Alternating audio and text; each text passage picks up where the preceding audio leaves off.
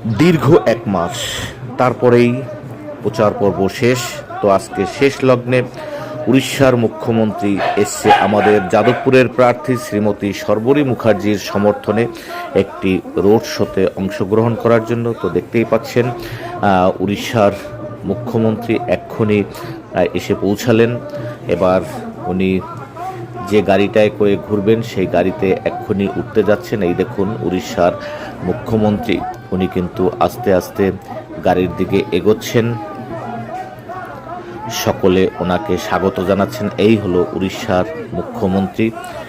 তো এক্ষুনি আমাদের এই র্যালিটা শুরু হবে। আর এই হলো আমাদের প্রার্থী শ্রীমতী শর্বরী মুখার্জি আর উড়িষ্যার মুখ্যমন্ত্রী। তো দিদি বললেন যে এবার র্যালিটা শুরু করো। তো সামনে আমরা এবার আস্তে আস্তে এগোবো র্যালিটা নিয়ে।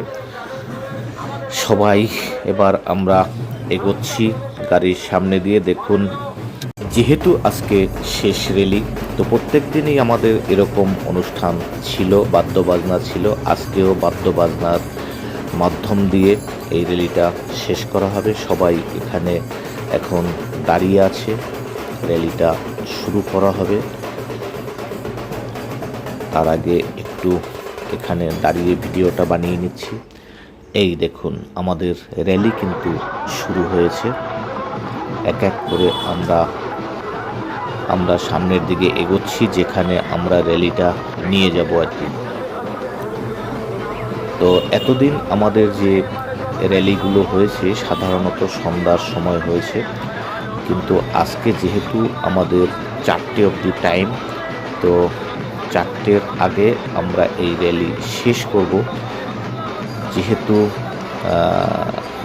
উড়িষ্যার মুখ্যমন্ত্রী এই সময়টা আসবে, এবার ওনার সময় অনুযায়ী আমাদের র্যালিটা করতে হচ্ছে। প্রচণ্ড রোদ ছিল একটু আগে, কিন্তু ভাগ্য যেহেতু সহায় আছে, তাই কিন্তু এবার আকাশটা একটু মেঘলা এবং আকাশে কিন্তু সেরকম রোদ নেই। তাই সবাই খুব সুন্দরভাবে এই র্যালিতে অংশগ্রহণ করতে পারছে। সবথেকে বড় ব্যাপার, হাওয়াও দিচ্ছে, ফ্ল্যাগটা উঠছে, কি সুন্দরভাবে উঠছে আমাদের দলের পতাকা।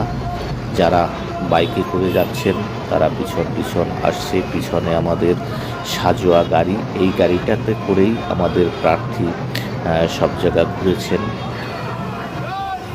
আর গাড়িতে আমাদের এই কিছু কর্মীরা রয়েছেন, তারা উৎসাহের সঙ্গে স্লোগান দিচ্ছেন। র্যালির সাথে চলতে চলতে আমরা চলে আসলাম সবাই সুকান্ত সেতু ব্রিজের উপর। ব্রিজ থেকে এখন আমরা